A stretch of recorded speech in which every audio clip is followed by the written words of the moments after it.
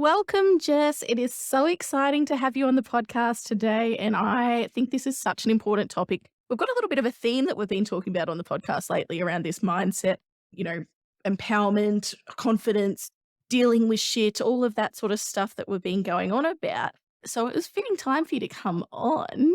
I know. Um, How good is this? I'm so I excited to be here. know. Thank you, Sarah. It's so much fun.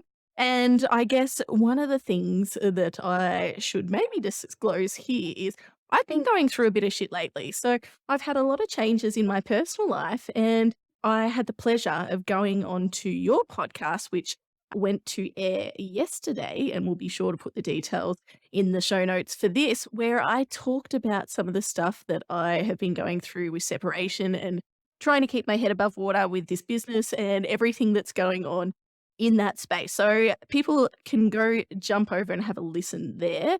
But I wanted to get you on today to talk about all of the things that you offer as an empowerment coach. But I won't tell the story. Can you give us a little bit of your pitch, Jess? What do you do for work? Sure. So I'm a business empowerment coach. I love to work with women who are in their business and are ready just to take that next step, that want to, go to that next level, that want to do the things that they feel like they can't do, that want to really challenge themselves and really step into their power. Just love being in that space. So I support women in that way. So it's a mixture. It's a mixture of business, it's a mixture of mindset and empowerment and really taking back your power because I think they all need to work together. We don't do just the one side and just the other side. It's got to be a blend of all three things, in my opinion, because I think that having the mindset, you need it so that you can be taking those next steps and really calling yourself out on your own bullshit. You need to have that empowerment and the power where you're like, okay, I'm willing to do this. I'm taking this on. And then I think you need to have the business side of it because it's business, isn't it? So taking those steps. So the way I do that is I offer one-on-one coaching for women in business. And I also do it's called the Elevate Experience. So that's a group program where it's a group coaching and it's all about really stepping into the next best version of you. Oh, I love that. And Mhm. we are absolutely going to pull that apart. And that sounds amazing. But Yeah. before we do, you are a business owner. So I think it's only fair, right, the thing to do for us to go through your business story. So the people listening to this podcast are all new and aspiring business owners. So they love to hear the details of how you got off the ground, what your business looks like, challenges you've had, successes you've had, all the fun stuff. Yeah. Well, this is my second business. So I actually started in ecom. So I was a kid's streetwear designer, and that was my first business that I kicked off. I always say that. So the business was called Junior Street, and I always say that Junior Street was what gave me the wings. I don't know. It didn't give me the wings. I've always had the wings, but it's what helped me spread those wings to actually become to just fly a little bit higher, to do things a bit more courageously, to do something different. So going into Junior Street, it took a long time to really kick it off. And I think that's something that we don't speak about enough. So it was a good 18 months that it took me trying to find suppliers, trying to find manufacturers, trying to really hone in on my designs, trying to figure out all the techie side, like so Mm. many things. And on top of that, trying to back myself enough to just, go live basically.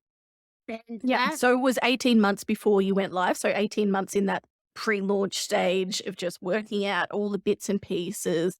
And were you following a formula or were you just discovering it all as you went? How did that process look? I was winging it. I'll be 100% honest. I was winging it. So in Yeah. like kids like clothing sort of industry, especially on Instagram, there's things that they call like little reps, like little brand reps, right? I remember going to a market and speaking to other business owners, and they said to me, "Oh, does your son have a little rep page?" And I was like, "A rep page? What is that?" And when I stepped into actually being the owner of the business and doing this stuff, I realized how much I didn't know. Like Mm. I realized how many things went on within this space that I had absolutely no idea about. And it Mm, was really trying to figure it out once I did finally step into it. But yeah, that yes. 18 months was all that behind the scenes and really just trying to learn on the job, really trying to just figure out, find the right people to help me, being courageous enough to even ask for the help. Mm. It took, like, honestly, it took so much longer than I ever imagined for it to take. Yeah, absolutely. And I think that what you've said there is so true. So I've got a intake of students going through my Launch Your Biz Now course where we help people set up a business at the moment. And we're in week 7. And at this point, because a lot of it's what you see on the surface and what you think that you need. You think you need, a website, socials, product, whatever you're selling, and that's sort of it. Yeah. And Yeah. the guys in the course at the moment are going, oh my God, like there's so much to a successful business that I just didn't even know existed or didn't even know was a thing. And you just 100%. don't. Like in until you're told, you don't know these things. You might be an absolute wizard of your craft and you look very fashionable today in your beautiful jumper, which I've already complimented, so I can see why you've come from this space. So yeah, great at that stuff, but it's a completely different thing to be a business owner. So That's right. yeah. And I Great. came from a space where I remember having vivid conversations with my husband where he'd be like, Mm. let's start a business. I was like, are you crazy? Why would I want to start a business? And then all of a sudden, the bug bit me. And, Yes. I love the bunch. and my son, I had my son, and that's really what kind of sparked it. But honestly, learning the shit was just something else. And hey, I'm still learning, you know what I mean? So yeah, so going back to the story, so that's where I started, and I had that open for about 3 years. So I had a really beautiful community. I really had to get clear on why I was creating this business because to start with, it was so blurry and it was so noisy and there was so much to work through that it's almost like the way I see it now, it's the blind leading the blind, where you're just Mm. watching other people, copying what they're doing and trying to figure out how they're doing and trying to find your way of it until I got to a point where I was like, you know, fuck this shit. I'm done with this because this doesn't feel right for me. So that's when I started kind of mixing it up a bit and doing things that sit right for me. So a big part of that business was me giving back to the community. So I come from a background where I worked with, disadvantaged families and I worked in community care and whatnot in the welfare. And there was always been that pull for me. And because I'm a child that grew up on welfare, basically, so with a single mum. So for me, it was this thing where I wanted to give back. So I started to create programs around my business where I could get back and I'd collaborate with other businesses and we'd all get on board and we'd do Christmas runs or just different events that we could give back to the community. So that's when I started to find my groove a little bit. I was featured on British Vogue as well, which was super Wow. exciting. Uh, Wow. Oh, side note, let's remember to go back to that. Or yeah, actually, let's jump in now. How did that happen? How did you get featured in British Vogue? you know what? It's one of those things. I always, you put things out to the universe, right? I put things out to the world and I'm like, and I see the other businesses, I'd be like, oh my God, that would be like a highlight. I would love to be featured. But I have to be honest, I never really saw it happening because the business was, growing, but very slowly. And anyway, it honestly just came through an email. I just got Wow. an email and it was like, hey, I don't even remember what it said, but basically it was like, it's British Vogue. Would you like to be featured in the magazine? And I was like, We like you spam.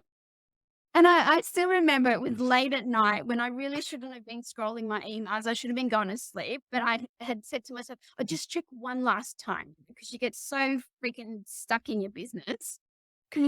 And I scrolling my phone and I open this up and I'm like, what? Like this can't be. And because it doesn't come from British Vogue, it comes from Condé Nast or however you call it. And then straight away I was like, nah, this must be like some kind of scam. Like this is bullshit. No way. And then it was until I started looking into it and I'd known other businesses and I said, hey, did they contact you like this? And they're like, yeah, that's how it happened. I was like, oh my God, this is actually happening for real. I tugged on my husband who was snoring next to me. I'm like, I just got an email from her. It was like, wake up. Like, what? Get up and celebrate with me. And he was just a massive smile. And then he rolled over back to sleep. And I was just thinking, Gonna be really quiet in my pillow. Oh, that's amazing. So honestly, it was incredible. But I'm all about being honest about stuff, right? Mm. And really showing the real stuff that goes on in business. For me, when I imagined being featured in Vogue, I thought that's it. All the sales are just going to fly in. Like, this is going to be legit for real. This is my turning point. But it didn't happen like that. And on top of that, you actually pay to be featured in there. They approach you, but you still pay to be featured in there. So there's a lot of stuff that goes on that you don't know when you're on the outside. I had no idea about this until I got there and I was like, oh shit, like I've got to, I've got to fork out for this. so what I walk out And was it a and I've got to get significant a amount of collection. money? Yeah. Sorry. Was it a significant amount of money? It was a few $1,000s. So enough for a new business to think about and go, oh, Jesus, Oh can I yeah, do this? it Like, really made me question and mm, that whole mindset thing about I really had to shift from I don't have to how can I get, or mhm. how can I create this money for myself to be able to do this? Because at the same time, I was like, I can't just let this opportunity slide. If I don't Yeah. give this a Yeah. go, how will I know? Absolutely. That So doesn't come across your email inbox very often. So you've got to give it a crack. no, so it was a wild experience. I'm glad I did it. I really pushed myself in a way to prove to myself how I could really get a collection going. It was a very inspired collection because it was just after 2020. So with my stuff, it was all about like a deeper message. There was always like some underlying message that I was trying to share with the garments. And, it came back to things like slogans that said things like embrace simplicity, because we'd just gone through this crazy time where everything we had to just break it down. We had to be simple in life, with lockdowns and everything. And it was just about embracing those moments. And then other slogans such as mind your perspective, because Oh, I love this one. I heard you say this in the podcast. Yep. yeah, Sorry. yeah, because at the end of the day, your perspective is really going to determine where you go or where you don't go, what you Mm. do or what you don't do. And that And that was one it's had perspective merged. on the back was it? Yes. Yes, Yes. it was backward. So, So, yeah. So I did a t-shirt and I did a hoodie yeah. in children's and adult sizes. And the hoodie, actually both of them, but at the front it had mind your perspective, and on the back it had perspective in reverse because Mm. it's like it's in the way you look at it. Love So it. Love it. yeah, It made me yeah, think for a moment after I heard that. I was like, oh, yeah, that's good. yeah.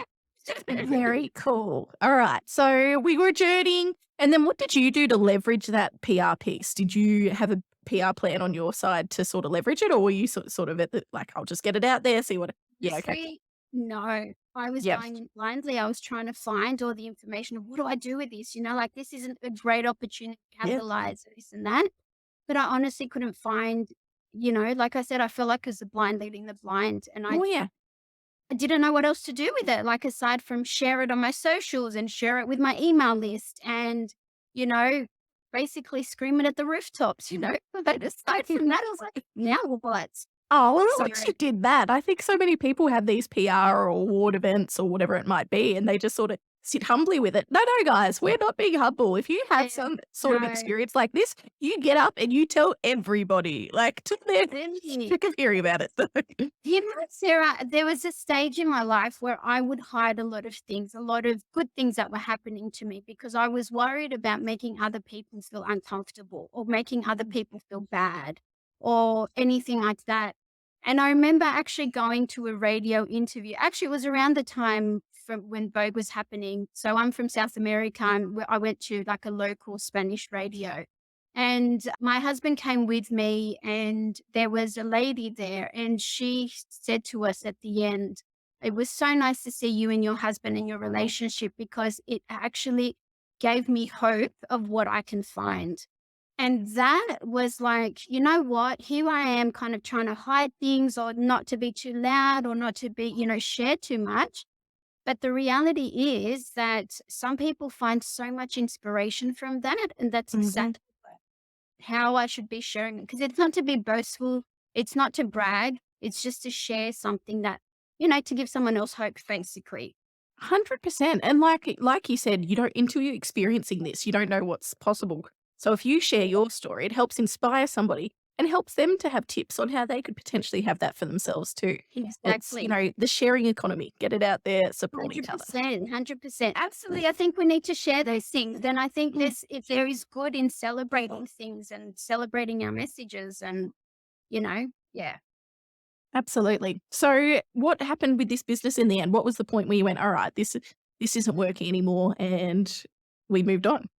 It really came from being in a space where I started questioning, am I on the best platform? Mm. Am I doing the best thing I can be doing for my life? So I used to work at a supermarket and I used to work till late at night. So I'd do the night fill. And that gave me lots of time to think. It also gave me lots of time to feed my brain with lots of wonderful things, that's what I chose to do with that time because otherwise I was going to drive myself crazy there. Mhm. And that opened up this space in my heart and in my mind to really start thinking, is this the best thing for me? And I just had this, I'm very intuitive. And I just had this feeling that there's something else out there for me. And I don't feel, as much as I love this business, I don't feel like I'm in the right place, if that makes sense. Yep. So I did a lot of thinking. Also, the business was running slow. So that was, adding to the frustration, I guess, because we want business to happen and happen fast. And it doesn't always work that way. I spoke to my mum and she gave me the wisest words. And she said to me, listen, you have so much going on. You need to just step back for a couple of weeks and give yourself some space because even if you have new things coming to you, you're unable to receive them because you're so overloaded. Yes. And I think that's a great tip as business owners. If you get Yeah. caught up in the doing and the doing of your business, you're not going to be able to work on the business. And when I'm saying working on, it might not just be, the accountants, the account staff and all that sort of stuff. It's the actual creative side of it, creating new products, coming up with new ideas, all that sort of stuff. So, people might think as a business owner and you go away and take a work trip and it's just a week on the beach that's not work and it's a holiday. That's actually probably some of the most important work that you will do. It just helps that Absolutely. you're on a beautiful beach with cocktails in hand. But we need to Absolutely. make sure we're taking that time. And a lot of the time, unless you're going to somewhere else or like you did, literally taking a couple of weeks off and going, nah, that's it. You don't take it like in your everyday life and work. It's just not there. Yeah. Good And with advice, mum. this mentality of hustle and grind, Oh, yeah. especially as entrepreneurs.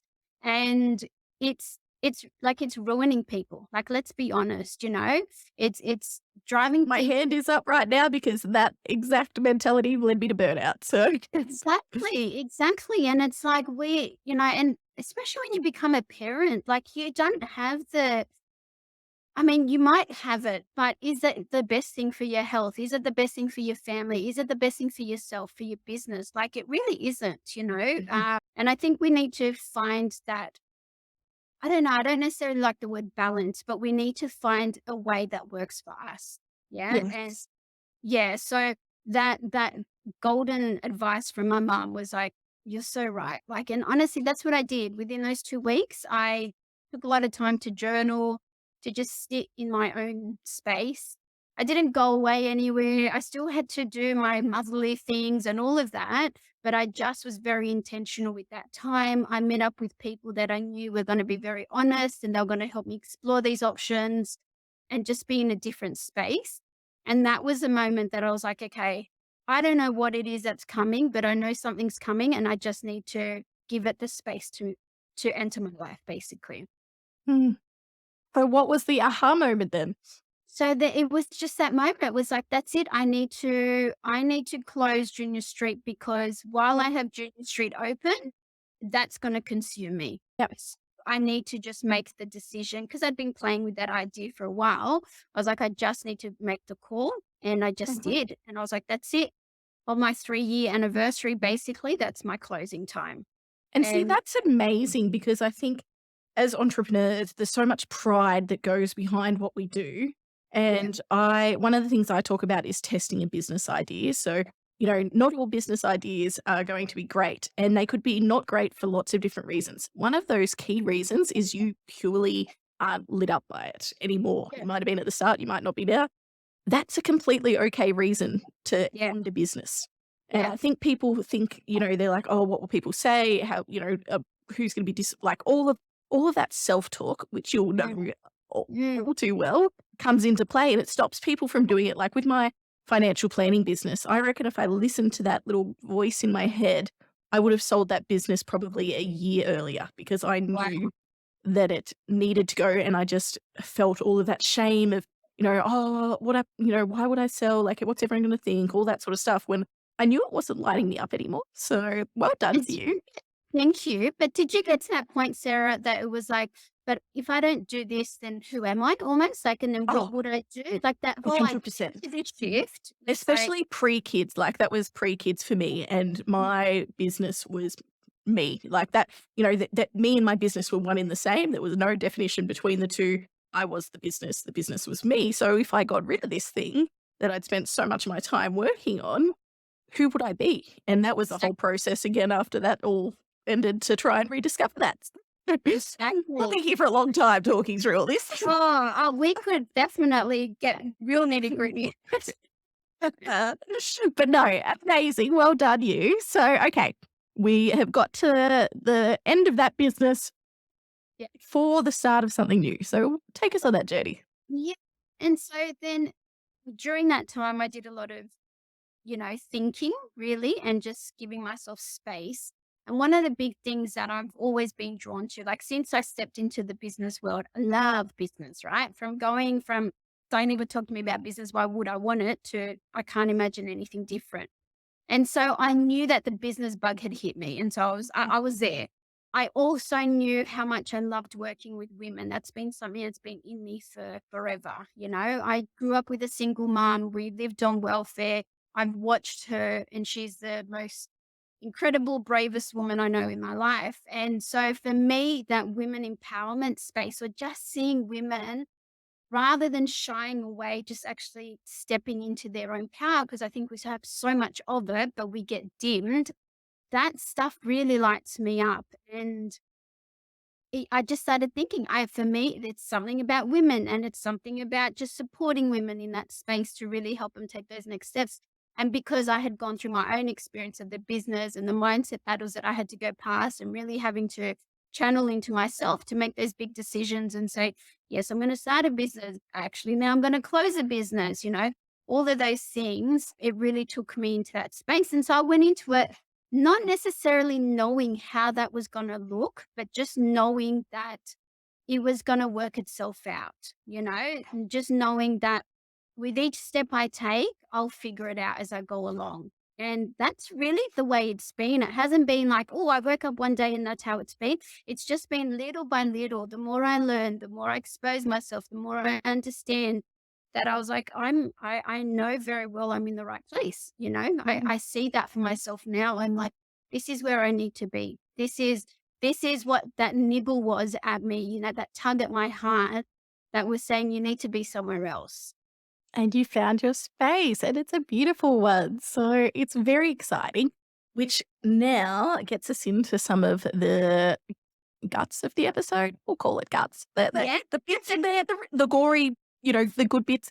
Your Yeah. story is also amazing. But so I've just put down a few points that I've come up with here. And like I mentioned, this has been a lot of stuff that I've been sort of thinking about at the moment. And I think it is so key. And especially when I've done some surveys and when I've spoken to people that are looking to set up businesses and finding out why they haven't taken the step yet to actually dive in and set it up. So much of the answers revolve around this mindset piece. It's I'm not good enough. Who am I to do this? It's not my time. They know more than me. Like, the list goes on forever. It's all of this sort of stuff. Yeah. So I thought we could talk about a big one, and a big one that people chuck around a bit, which is imposter syndrome. So what is imposter syndrome, and how could it be coming out for new and aspiring business owners? Okay. So imposter syndrome is this feeling inside of you that you just feel like it's luck. You feel like where you've gotten is pure luck. It's based on it's got you feel like someone's going to catch you out. You feel like something's not right there. And like I actually felt this in my first business. I was like, I haven't actually studied design. So people are going to catch me out and know that I'm not a designer. Yet I'm, selling my designs. Oh, So it's this idea where, you have this kind of thought and this feeling of, I'm not really good enough. Don't really belong here. I don't have the enough experience. I don't have enough skills. I don't have enough creativity. I don't have enough qualifications. All of those feelings of I don't have enough. And then coupled with someone's going to catch me out. And so it takes away from a lot of that joy that you can feel in business because you never feel like you never feel like you really belong there because you just feel like a fraud, like an yes. Yeah. So, what do you see people doing when they're suffering from this? Like, are they not taking action, or how would you see this for Yes, somebody that's trying? definitely. It's this overthinking. It's Yep. this, we, so our thoughts lead to how we feel, and how we feel leads to how we behave, right? So there's that connection there. So if your thoughts are constantly, I don't belong here, I'm not good enough, someone's going to catch me out. Like, I just imagine that like a little mouse kind of hiding under a jacket and just trying to get through, You're never really able to sort of step into yourself, never really able to claim something for yourself. And so you're doing things almost from a state of fear, from a state of doubt, from a state of worry and concern. So you given that, you're then not making those choices that are actually going to move you forward in your business. You're not Mm. then, reaching out to that person to say, hey, let's collaborate because you're too scared that they're going to catch you out. Perhaps you're not pressing go live on your website because it's still not good enough, because you haven't perfected it enough. Those are the ways that you start seeing it show up in the practical sense in your business. But often you'll find a reason to justify why you won't go live or why you can't hit up that person to collab with them. And you Yeah. don't necessarily see it as, I'm getting in my own way. Yes. So if we start, having self-doubt or hearing ourselves come up with excuses or any of those sorts of things, maybe at the point then we sort of take a step back, hold some space for ourselves and go, why is it that I know that if I wanted to get this website live, I could, like, and Mm. just sort of thinking through those things. So how do we overcome self-doubt and imposter syndrome? For me, a big part of it is self awareness. Yeah. So if Mm. you're not bringing it to your awareness, you're going to keep walking blindly. And because we're really good at making excuses for ourselves, or justifying our lack of action, or just, oh, it's because I'm too busy, or, oh, because, with the kids, I just can't get around to it, or because of my full-time job. And like, I'm not saying that they're not credible reasons. Of course they are. Like there are definitely things that show up in our life, but sometimes we use those to cover up the reality of why we're not doing stuff. So for me, I've kind of worked through this, almost 5-step framework that helps people really kind of tap into that stuff. And as I mentioned, self-awareness is a big thing. So do you want me to go through the Oh, I love a framework. Give it to us. I'm there for it. All right. So for me, step one is essentially you need to recognize it. Yeah. So it goes back to that self awareness piece that you need to be understanding what's going on with yourself, but you have to be honest with yourself. If you're not being honest with yourself, you're only lying to yourself. And that takes guts, right? That takes really stopping and looking at things in a real kind of in a clear light without blurring it. So you got to really kind of go, actually, this is what I'm doing. So being able to recognize it. So if it means you're journaling and kind of going, what is it that I'm doing when I'm resisting taking that next step, for example? Or what is it that's going on when I'm feeling fearful? Because the fear it could be so many things. It could be fear of judgment. It could be fear of success, fear of failure, fear of it not working out, fear of like so many things, right? So That's why when I worked through this framework, it like I sort of packaged it as fear because I think it all comes back to that, that Yeah. that can really be the thing whether you go forward or you don't. So recognizing it and calling it out essentially. Mm. So kind of going, okay, fear, I feel you. Yeah. I feel you. And maybe you might want to identify. I feel you. I feel it in my heart. I feel it in my throat. I feel it in my gut. I feel it in my sweaty palms, right? Getting really clear of where you're feeling it, and then calling it out, saying, I know you're here.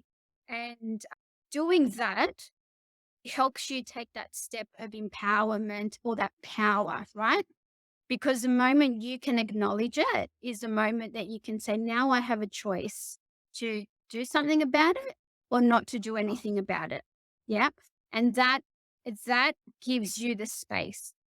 Then we move on to the fact that understanding that fear is actually a really natural response. Okay. Mhm. So we're feeling fearful, and that's okay because fear is there to keep us safe. Fear is there to, throw alarm bells at us and all of that.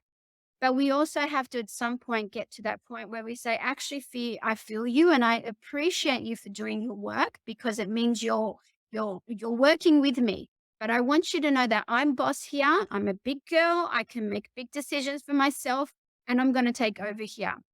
Brene Brown talks about this actually. I don't know if you follow her or, Brene Oh, Brown's work. do It's I? incredible. Yep. She Yeah. And she talks about it in a way where she says, okay, Fee, you take the back seat and I'm going to drive this.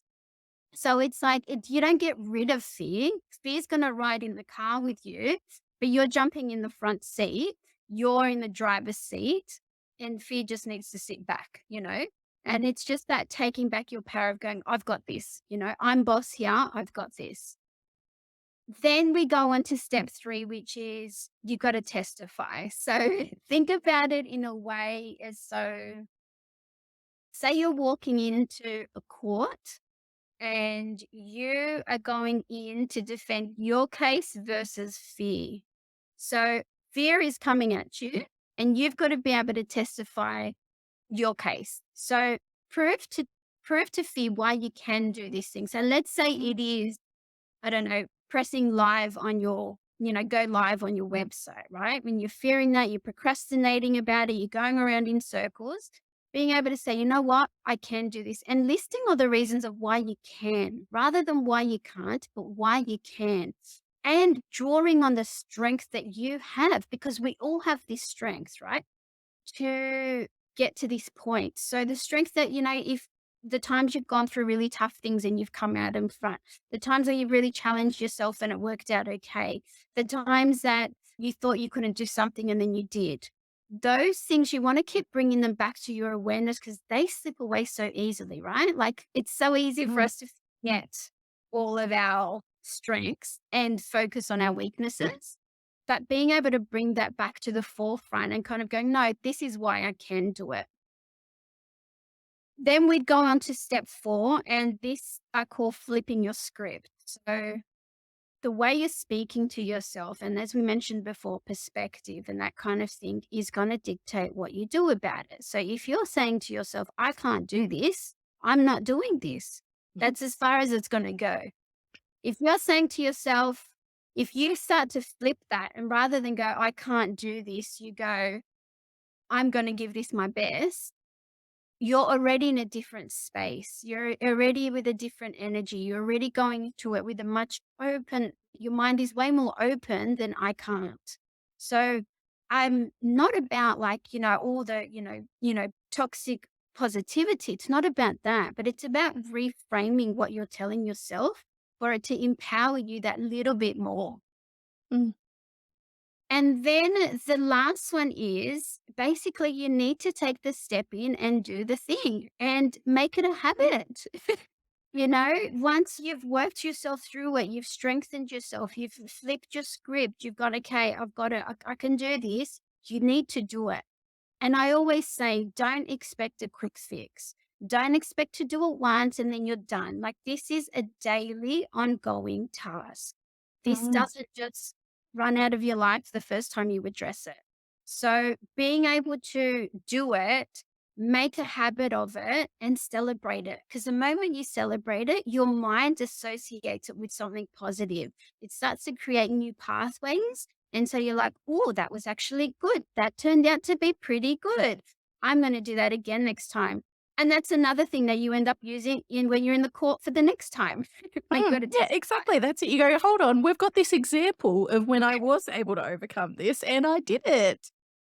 Please. That is so awesome. So in every interview that I do, I try to make sure I've got a key takeaway that Yeah. people can take out of this and use. And I think that one has blown this out of the park. Like that 5-step framework you can use by yourself. Of course, if you're getting to this and you are, you're struggling to bloody tread above water, that's when someone like you comes into play and someone can work with you to work through all of this stuff too. But for just general little things, we can work through this by ourselves and then work with you on the bigger stuff to help remove those Absolutely. big blockages. So that is so powerful. I am just, yeah, I already know.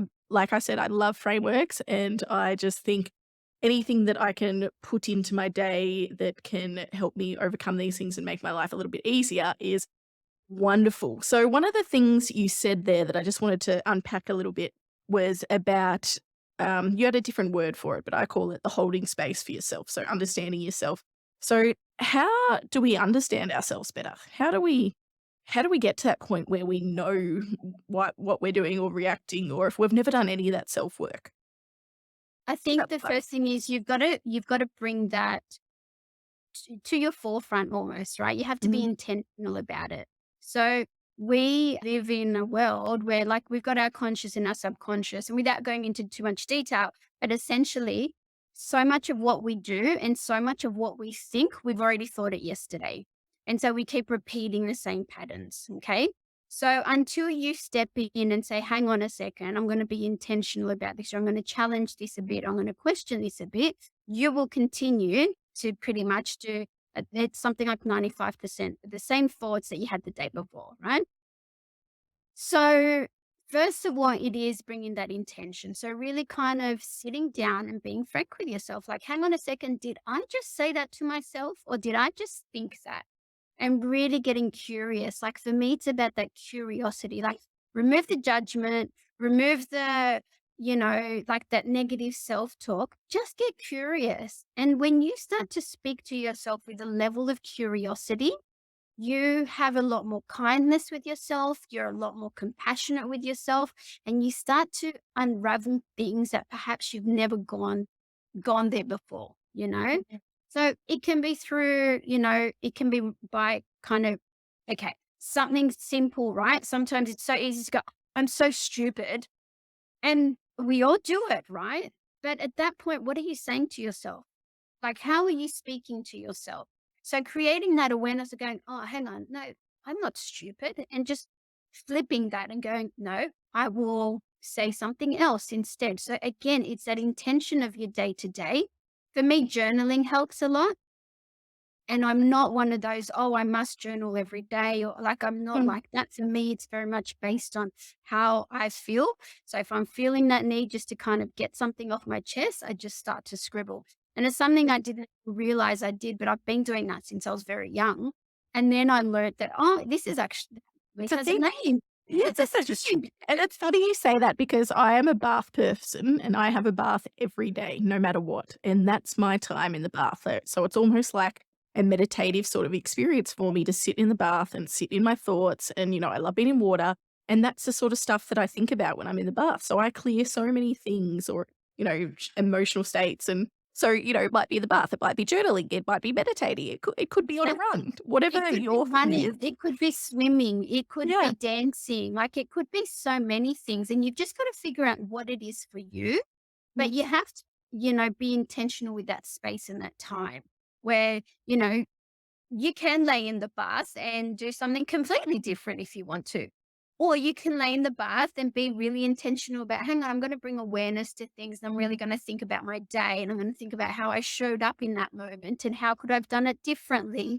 And why did I respond in that way when that happened? Just that curiosity will start to open doors that you probably didn't even realize were there. Jess, I love it so much. And something else I've heard you say that I absolutely love and it stuck with me is talking about creating a business that aligns with us or aligns with you. Yeah. What is this? What does that look like? You know, when I think about that conversation that I used to have with my husband about, God, no, I never want to do business. When I think about why I had such a, response to it, it was really because this example of business that I had probably gathered just from TV, really, that's the only place I probably would have seen it, had this idea of you're a slave to your business, essentially. Okay. So I had no interest in that. I wanted to clock on, clock off, get paid, and that's it. But when you start stepping into business and realizing that actually there are so many different ways to do business, right? So a business that aligns with you is something that feels good for you, that feels right for you, that feels like there's purpose behind it, that feels like it makes you smile. It's something that makes you a better person. It's something that you can see the impact behind it. Something that works around your lifestyle, that the person you Yes. wanna be, the mother you wanna be, the wife you wanna be, the person for yourself, the time you wanna have for yourself, like, that's what for me business, being intentional about, that business that really aligns with you, that's what it's about because I don't wanna be in business to burn out. I Mm, don't wanna be in business to be chasing my tail constantly. I wanna be in business for freedom, to call the shots, to say, "Fuck it, this weekend, I'm not working at all because I'm spending the whole weekend with my kids," you know? Or to say, "I drop off my kids and I pick my kids up from school because that's what I choose to do, and my business gives me that freedom and flexibility to do it." So, oh, just creating it your way. I love that. And I knew there was a reason I liked you because that is so similar to the mantra that I use to create businesses and help to other people to create businesses and the way I've created mine. And I call it business with purpose. So Yeah, it's similar thing in a different way, but it's just being very intentional. It's, doing things smartly. We're parents. Not all of us parents, you might be kid free and you might have way more time than us, but we have limited time. We have to do things differently and we have to do something that lights our heart on fire because, as you know, and as I know from our past business experiences, if you're not, it's bloody hard work. So yeah. we don't want you to be in that place. Absolutely. So, And work takes it's there's so many people working jobs for the sake of a job and an income.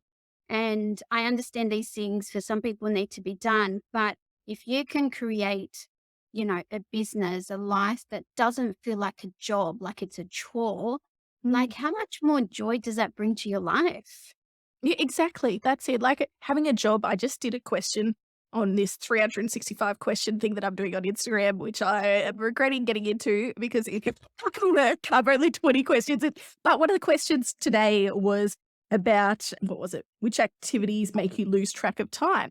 And my answer was business because I love what I'm doing right now. And it is something that I choose to do. I want to do. Like, I don't have to be doing it. And I choose to. So I want everybody to find that in their business. And yeah, it's 100%. pretty special when you enjoy what you do. So it Yes. makes and you Yeah. spend so much time doing it. Let's Mhm. enjoy it, guys. Yes. So we're almost running out of time. I could go forever and I had so many more things, but I think we've absolutely blown this out of the park. But before you go, what's your top tip for people looking to start a business from an empowerment coach perspective? I think get really clear, like before you look outside, look inside. So look into yourself. What is it that you want and why do you want it? Like, is it because you're, keeping up with the Joneses and because all these people are being business owners and so I'm going to start doing that because it just looks like the next best thing to do? Or, and like, if you're just that type of person, then you know that that's going to fill you up, go for it. But I really challenge people to go within and go, why am I creating this? What do I want to bring to this? How am I going to give it my best? How do I want it to look? Being clear about what would be my ideal day in business, for example. Is it to, be able to work 3 days a week only? Or is it to work 5 days, but know that I can drop my kids off and pick them up? That whole lifestyle, being able to really think about going within you and really thinking about your own dreams rather than somebody else's dreams or because someone else doesn't. Because that's where you can really create a connection to your business. Because let's be honest, business is not easy and it brings a shitload of challenges with it. So if you don't have a strong foundation, it's very easily gonna just tip over. So getting clear with yourself of what's in it for me and why am I doing this, I think is really important. Hallelujah. That is awesome. I love that. It is just made my heart just, ugh. So it was lovely. And I think this has just been so awesome. But Jess, if people are looking for you, where can they find you? Where should we go? I hang out the most on Instagram. So Jess Soto Ramirez. So I'm sure it'll be in the show notes, but it's JESSOTORAMIREZ. That's my favorite place to hang out. You can pop into my DMs. Just come and say hello and say you've listened to this episode. Tell me what you really liked or what you want to challenge, whatever it is. That's my main place. So come and see me there. I also have my podcast, which is Ignite with Jess Soto Ramirez. And that podcast, for your listeners could also be really handy to draw inspiration from because I love to interview women in business about their story because there's so much more that goes on behind the scenes and in people's lives than just this business front. And that's the nitty gritty info that I love to get into so that people can see themselves in someone else's story. Like that's the main purpose of that podcast. Because for me, that's how I started to draw inspiration of like listening to go, if she could do it, of course I can do it. Like you start to kind of go, oh, that's possible. My God, wow. I had never thought about it like that. So being able to take that in. So that podcast comes out every Wednesday. And yes, we've got an interview there with Sarah as well. Yes, and I am so excited. You I really love wanted it too because we don't share enough of the behind the scenes stuff. We think as business owners that we have to be these professional people and, we have this facade and we don't actually have all this crap that goes on within our lives like everyone else does because who could possibly do that? Like I've got to be this business owner. But we do. It's hard. You've got challenges that you're going through, the stuff you got to overcome. So yeah, jump over and listen to me bear all. But no, I thank you want to so link that much. with Stephanie, It especially will if be very you're fun. following Sarah, you will see another side. No, and thank you very much for holding space for me, Jess. It's very awesome what you do. So, and thank you for coming on today and sharing all this wonderfulness. So grateful to be on here. Thank you, Sarah. You do an incredible job. Thank you.